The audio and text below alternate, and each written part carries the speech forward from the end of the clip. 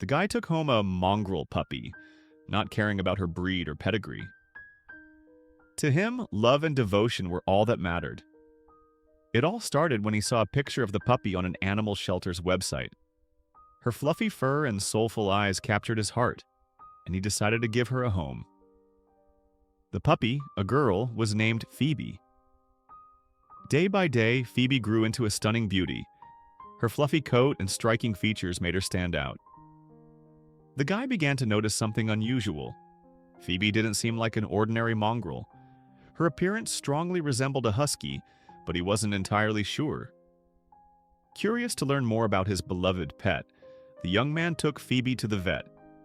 After a thorough examination, the vet revealed that Phoebe was a mix of two breeds, husky and Labrador.